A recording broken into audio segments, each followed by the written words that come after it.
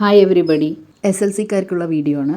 ഈ ക്ലാസ്സിൽ സബ്സേ ബഡാ ഷോമാനിൽ നിന്ന് വരുന്ന ഇമ്പോർട്ടൻറ്റ് ക്വസ്റ്റ്യൻസുമായിട്ടാണ് വന്നിരിക്കുന്നത്. മാനേജറിൻ്റെ ഡയറി, അതായത് ചാർലിയുടെ ഷോ കഴിയുന്ന ആ ദിവസം മാനേജർ എഴുതുന്ന ഡയറി എങ്ങനെയായിരിക്കുമെന്ന് നമുക്ക് പരിചയപ്പെടാം. അപ്പോൾ നിങ്ങൾക്ക് എഴുതുന്ന സമയത്ത് നിങ്ങൾ ടൈറ്റിൽ ഇട്ട ശേഷം താരീഖും ദിന്നും എഴുതിയ ശേഷം ഇത് എഴുതുക. ആജ് തോ ബഹുത് ഖുഷി കാ ദിൻ ഹെ, ഇന്ന് വളരെ സന്തോഷമുള്ള ഒരു ദിവസമാണ്. ഉസ് ഛോട്ടേ സേ ബച്ചെ ചാർലിനെ ആജ് തോ കമാൽ കർ ദിയ, ആ ചെറിയ കുട്ടി ചാർലി രസകരമായിട്ട് പെർഫോം ചെയ്തു, അത്ഭുതമായിട്ട് മാറി എന്നാണ് പറഞ്ഞിരിക്കുന്നത്. തിയേറ്റർ കോ തോ ഹസി ഘർ മേ ബദൽ ദിയ, ആ തിയേറ്ററിലെ ആൾക്കാർ മുഴുവൻ ചിരിച്ചു ഉല്ലസിച്ചു എന്നാണ് പറയുന്നത്.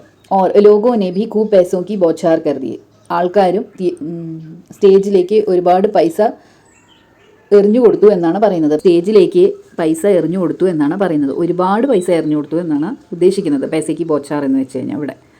संगीत निशा के वक्त माँ हेना की आवाज़ फट जाने के कारण कोई और उपाय न होने के कारण मैंने जिद करके चार्ली को बड़ी भीड़ में സ്റ്റേജ് पर भेज दिया. അതായത് ഒരു മ്യൂസിക് കോൺസേർട്ടായിരുന്നു ആ സമയത്ത്. പക്ഷേ അമ്മയായ ഹെന്നയ്ക്ക് സൗണ്ടിന് എന്തോ കുഴപ്പം വന്നപ്പോൾ വേറെ ഒരു നിവൃത്തിയില്ലാതെയാണ് ഞാൻ, അതായത് മാനേജർ, ചാർലിയെ ആ വലിയൊരു ക്രൗഡിൻ്റെ ഇടയിൽ കൂടെ സ്റ്റേജിലേക്ക് അയച്ചത് എന്നാണ് ആ വാക്യത്തിൻ്റെ അർത്ഥം വരുന്നത്.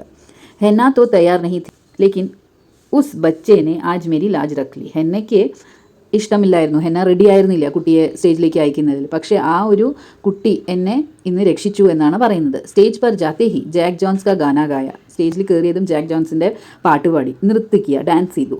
അതുപോലെ തന്നെ ഒരുപാട് മിമിക്രിയും ചെയ്തു. ഓർ ലോഗോ കി നക്കൽ ഉതാരി, ഒരുപാട് മിമിക്രി ചെയ്തു. चार्ली ने तो स्टेज पर जाते ही लोगों को हाथ में ले लिया और मैं आशा करता हूँ कि आगे भी चार्ली को സ്റ്റേജ് पर ले जा सकूँ.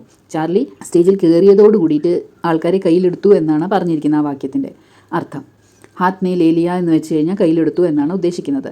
ഓർ മേ ആശാ കർത്താ ഹൂँ कि आगे भी चार्ली को സ്റ്റേജ് पर ले जा सकूँ, ഞാൻ ആശിക്കുന്നു ഇനിയും എനിക്ക് ചാർലിയെ സ്റ്റേജിൽ നിർത്താനുള്ള ഒരു അവസരം കിട്ടുമെന്ന് ഇന്ന് ഞാൻ ആശിക്കുന്നു എന്നാണ് മാനേജർ ആ വാക്യത്തിൽ പറയുന്നത്. ആജ് കാ ദിൻ തോ മുझे ഖുഷി കാ ദിൻ ഥാ, ഇന്നത്തെ ദിവസം എനിക്ക് നല്ല സന്തോഷത്തിൻ്റെ ഒരു ദിവസമായിരുന്നു. നീന്ത് ഹി നഹി ആ രഹി ലേക്കിൻ സോനെ കി കോശിഷ് കർത്താ ഹൂം, ഉറക്കം വരുന്നില്ല പക്ഷേ എന്നാലും ഞാൻ ഇതെല്ലാം ആലോചിച്ച് എനിക്ക് ഉറക്കം വരുന്നില്ല എന്നാണ് മാനേജറിൻ്റെ ആ ഒരു സെൻറ്റൻസിൽ നമ്മൾ മനസ്സിലാക്കേണ്ടത്. ലേക്കിൻ സോനയ്ക്ക് കോശിഷ് കർത്താ ഹൂം, പക്ഷേ ഉറങ്ങാൻ ഞാൻ ശ്രമിക്കുന്നു. ശുഭരാത്രി എന്ന് പറഞ്ഞിട്ടാണ് എൻഡ് ചെയ്യേണ്ടത്. ഈ രീതിയിൽ തന്നെ നിങ്ങൾ ഈ ഒരു ഡയറി പ്രസൻറ്റ് ചെയ്ത് കഴിഞ്ഞാൽ നിങ്ങൾക്ക് ഫുൾ മാർക്ക് സ്കോർ ചെയ്യാൻ ഉറപ്പായിട്ടും സാധിക്കുമെന്ന് ഞാൻ വിചാരിക്കുന്നു.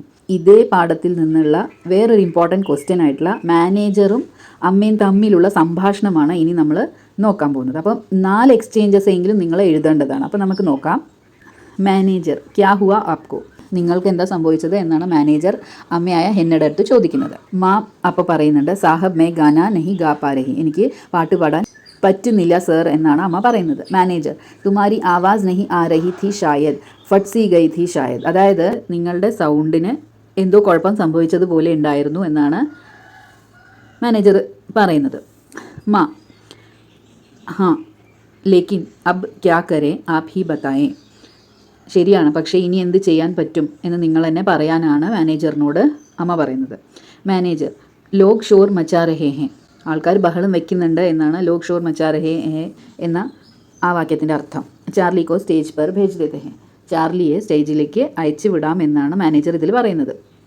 മാ അപ്പോൾ ചോദിക്കുന്നുണ്ട്, ചാർലി കോ നഹി ഡർ ജായേഗ ബച്ചാ ഹേന, ചാർലിയെയോ സ്റ്റേജിലേക്ക് അയക്കേണ്ടത് എന്ന് ചോദിക്കുന്നുണ്ട് അമ്മ. നഹി പറ്റില്ല, കുട്ടിയല്ലേ പേടിച്ചു പോകും എന്നാണ് ഡർ ജായേഗ ബച്ചാ ഹേന എന്ന വാക്യത്തിൻ്റെ അർത്ഥം വരുന്നത്.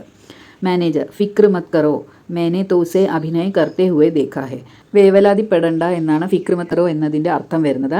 മേനെ തോസെ അഭിനയ കർത്തെ ഹുവേ ദേഖാ ഹെ എന്ന് വെച്ചാൽ ഞാൻ അവൻ അഭിനയിക്കുന്നത് കണ്ടിട്ടുണ്ട് എന്നാണ് മാനേജർ ആ വാക്യത്തിൽ പറയുന്നത്. മാ ലേക്കിൻ മുझे तो कुछ समझ में ही नहीं आ रहा है, അതായത് എനിക്ക് പക്ഷേ ഒന്നും മനസ്സിലാവുന്നില്ല, ആലോചിക്കാനേ പറ്റുന്നില്ല എന്നാണ് ആ വാക്യത്തിൻ്റെ അർത്ഥമായിട്ടുള്ള രീതിയിൽ വരുന്നത്. അപ്പോൾ ഈ ക്ലാസ്സിൽ പരിചയപ്പെട്ട സബ്സേ ബഡാ ഷോമാനിലെ 2 ഇമ്പോർട്ടൻറ്റ് ക്വസ്റ്റ്യൻസിൻ്റെ ആൻസേഴ്സ് നിങ്ങൾക്ക് മനസ്സിലായെന്ന് വിചാരിക്കുന്നു. എന്തെങ്കിലും ഡൗട്ട് ഉണ്ടെങ്കിൽ തീർച്ചയായിട്ടും കമൻറ്റ് ബോക്സിൽ കമൻറ്റ് ചെയ്യൂ. അതുപോലെ തന്നെ എൻ്റെ വീഡിയോസ് ഇഷ്ടപ്പെടുന്നുണ്ടെങ്കിൽ ലൈക്ക് ചെയ്യൂ, ഷെയർ ചെയ്യൂ, സബ്സ്ക്രൈബ് ചെയ്യൂ. താങ്ക്